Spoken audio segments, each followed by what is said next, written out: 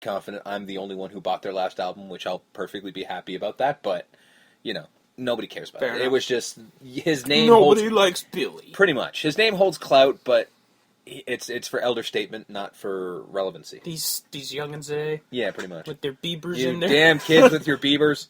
Put on a Pumpkins album, you'll thank me. You will. Yes. Main event time. Mm-hmm. Main event time. Mm-hmm. Matt Hardy, EC3, world title. Yes. Obviously in a cage. Everything was in a cage. Yep. It was lockdown. Yeah. Gave it time, but 15 minutes? Solid. Yeah, but unfortunately, here's where I got really... I was so happy when I saw that there was 15 minutes left, and I'm like, holy shit, 15-minute world title match? Damn. But unfortunately, a bunch of that time was given to the overbooked finish. It was a bit busy at the end. Yeah. Tyrus got involved. Spud got involved. Mm-hmm. Spud turned on EC3, turned heel. Mm-hmm. I do appreciate how it tied back to last year. Mm-hmm.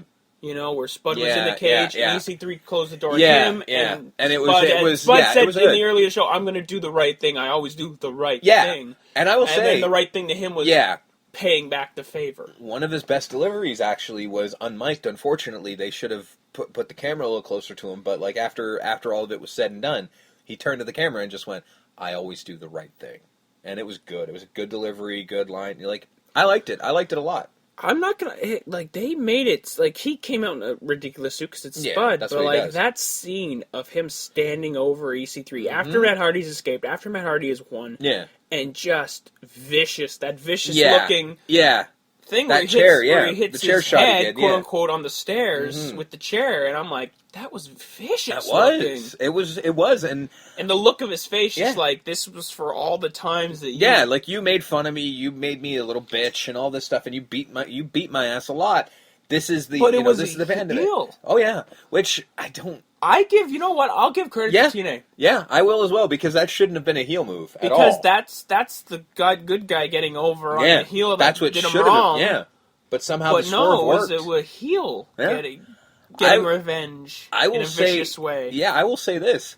This made me very interested for the next episode. And I read it on paper. This is why I said a few weeks back TNA's fucking stupid, because I mentioned spoilers, and I read that Spud was going to turn heel on EC3, and on paper, that looks fucking dumb. But I will give credit where credit's due. I will eat my hat and say, no, the way they executed it, I tweeted about this. Yeah. They have done more in 2 weeks. Yeah, than they did all of last year. No, they've done more in 2 weeks with EC3 than WWE has done with Roman Reigns in 2 years. Agreed. Where they have fully turned him face. Yep. From being the top heel of the company to the top face of the company, he has garnered sympathy. But he is a badass. He's not some... He will cut jokes, but they're not going to be corny. No. They're going to be... He's a tweener. He's like The Rock. He's Austin. He's more Austin than Roman Reigns will ever be. Oh God, yeah. And I mean, I get you can chalk that up to just talent. EC3 is just more talented than Roman. Yeah, on the he mic. definitely is. He's got. Well, that's the thing. EC3's got the one thing Roman Reigns has working against him is that Roman Reigns cannot talk. And it's really hard to garner sympathy or anything, really. Hatred when you can't... Yeah, when you can't talk, emote. You got nothing. Exactly. And if you're not going to paint yourself up all crazy like Jeff Hardy, it's really hard for the fans to get behind you when you can't talk. Which is part of the booking problems with Roman Reigns, is that WWE has not booked him right in that scenario. But they took what they had with EC3. They realized one of two things. They realized they've got something really special with this guy. Because it's funny, because Billy Corgan mentioned a long time ago that he's like, oh yeah, I could book a whole territory around Bram. I'm like, you're an idiot, because you could book a whole territory, and they have, around EC3. And the other thing I would say about it is, and I lost my complete train of thought, motherfuck.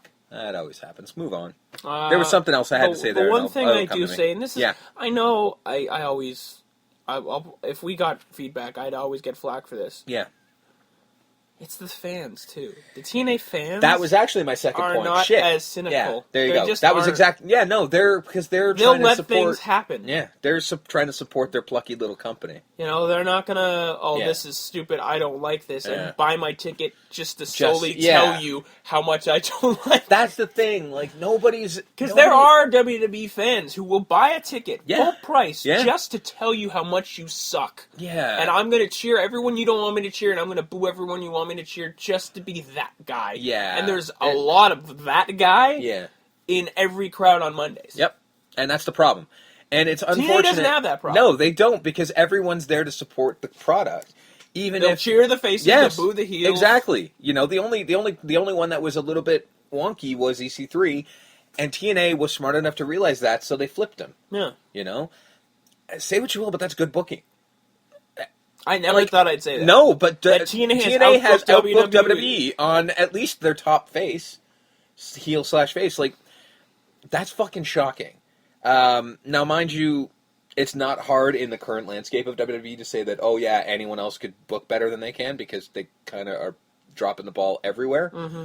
But this is actually goes head and shoulders above everything, because, like you said, they turned their biggest heel into a face, and it was a character that should have never been a face in the slightest. And they took one of their bigger faces, who was like the Fonz of TNA, because he didn't show up all that much, but when he did, the fans went apeshit for him. They turned him into a convincing heel in not one night, but over the course of 3 weeks. Well, they paired him with a smart heater and Matt Hardy and Reby Sky and Tyrus. Like, that click there is going forward.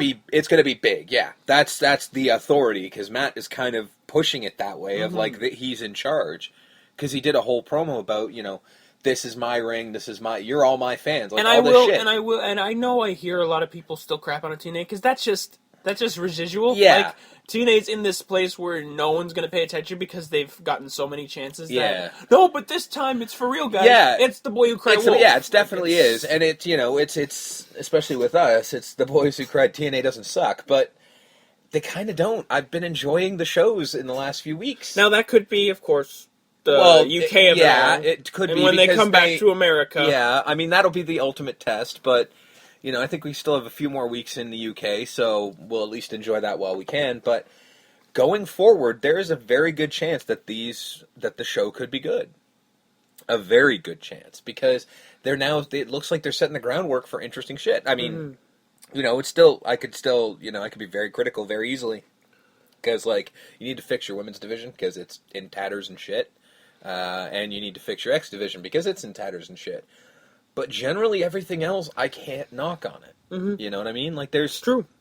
I mean, they're finally... Your tag division is fine. Tag division's fine. Your world title... is looking better and better. Your mid-carders are great. Yeah. Like, there is for the most part. Yeah. I mean, you've got a lot of good shit going on, and they're starting to focus more on wrestling again.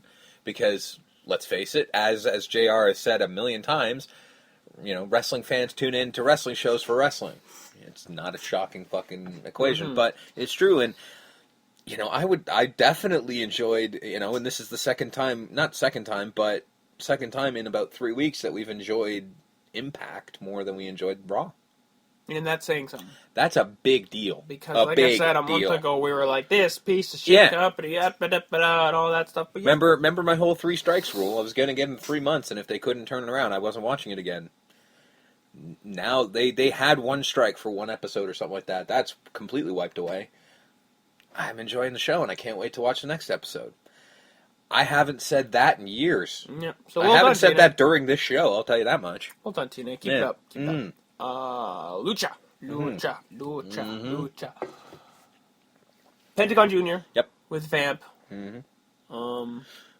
It's kind of weird that they're calling this back. Yeah. Vamp going like, I guess he was like more or less like, I'm gonna still stay Ian. Yeah. But, you know, I'm gonna be here, I'm gonna float in and out type deal.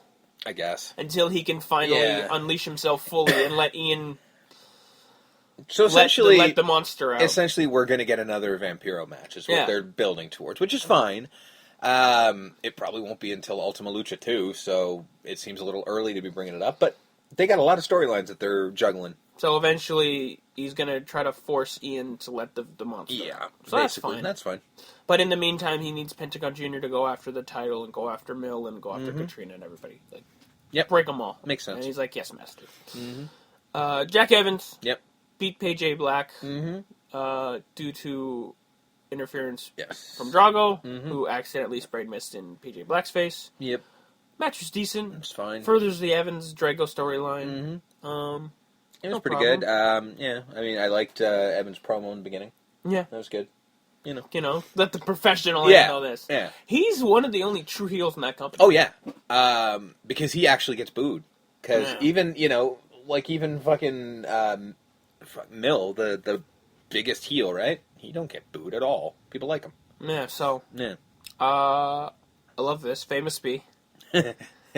Old school car commercial looking vignette. All you gotta do is call 423-GET-FAME and he'll make you famous. As soon as I saw that, I just had a smile from ear to ear. I'm like, I don't care what this is, but it's great. Like, it's either I'll make you famous in the Undertaker way, like I'm gonna put you on the map, or it's coming from the thing like I'm a jobber. Yeah. And if you wanna beat me, just call the number. I'll be there. You can beat me. I'll make you famous. Either one, and I'm a happy man. This Dude, character made me so happy. This one thing, because nobody cares about Famous No. B. But this one vignette's like, I love Famous B. Yeah. Oh no, that was amazing. My new favorite guy, based on one horrible promo. It was brilliant. King Cuerno, Kill Shot, fabulous. Yes. Not surprising, but still, give these guys another match and more time. They will. Give these guys a main event spot. It'll happen. Kill Shot. He started last year. Yeah. And he's moved this year. He's just like, fuck, Kill Shot's really good. Yeah. I'm pretty confident we called it like from episode 1 or something like that. There's just like, yeah, he might be the guy to watch. And I think fucking even Stryker said the same thing on this show. Yeah. Like, Jesus. This guy came out of nowhere, kind of. I mean, he's been around, but damn. Solid match. Good stuff. Chavo and the crew took on Tejano in a gauntlet. He beat the Cortez and Cisco pretty quickly. Yes. And then the match with Chavo lasted a little longer. Due to interference, Chavo and the crew win. Shenanigans. Yes. El Shenanigans. El Shenanigans. Which, I mean, the Shenanigans. Yeah, whatever. that works too. So that feud is going to continue. As expected. And again, I keep looking at Cortez now and like, is he wrestling like a co-op? Like, I'm actually analyzing his movements and how he acts, and like, he had to do that because he has to keep his cover. He's a co-op. And I'm like, I can't believe I'm analyzing it from that angle. I'm watching a wrestling show and analyzing I it. can tell you for a fact, he ain't doing anything different at all. I know he's not, but I'm still looking. I guarantee you they filmed that fucking segment where he was a co-op like 6 months after they filmed the wrestling. So no, he's not adjusting it based on his character. But I'm still looking, damn it, because you never know. Yes. All right. Fair enough. Because they could have done a taping. Yeah. And then did the co-op segment. They could have. And then they did more tapings. They could have, but I'm almost willing to bet money they didn't. Pre-co-op and post-co-op. All right. Fine. All right. We'll see if we could have a post-co-op interview. Pentagon Jr. and Katrina. Yes. Best superpower ever, right? Oh, yeah. She could just better than Bray. Yeah, well. No, better. Yeah. She doesn't need no 3 second. That's true. Yeah, that's true. It's literally a light switch on, light switch off. Boom, I'm here, I'm here. Fuck you. I mean, that's a power I'd like to have, man. But it's weird. Yeah. Because she has this power. Because Pentagon Jr. and her fight. Yeah, sort of. Kind of. And then he gets her in the arm gimmick. He's going to break it, and then she pops out. Yeah. I distinctly remember her getting fucking erased on episode 1 by a Mil Muertes spear. Yeah, that was in the ring, dude. Oh, so the powers only work when it's a vignette. Kayfabe, motherfucker. That's kayfabe. Yes, kayfabe on a show with dragons and time traveling spacemen. Okay. Listen up, corny. There's certain things we can and can't do in front of a live audience, and I'm going to go with disappearing a chick is one of them. You can do it with Taker and Bray. No, they didn't. They turn the lights out, and it takes about a half an hour, and then they turn the lights back on. You can still do it. No, you can't, because there's far too many stairs, and these motherfuckers will die. She's wearing, like, 19-inch heels. And I actually saw her being interviewed. Did she disappear? On a post-show. This post-show thing I watch. Sure. That they do episode by episode. And she was actually a guest on it for the whole thing. Okay. And she says that, like, it's, like... Because they talk about the mill spear, and she's like, Katrina's going to take a lot more bumps this year. Oh, interesting. So I'm like, okay, that's cool. Yeah. But then again, the whole thing comes into question of how come she can't just disappear. I know. Yeah. Exactly. Like, anytime guys coming running towards you, disappear. Ha-ha! Dumbass. And then he runs into a wall.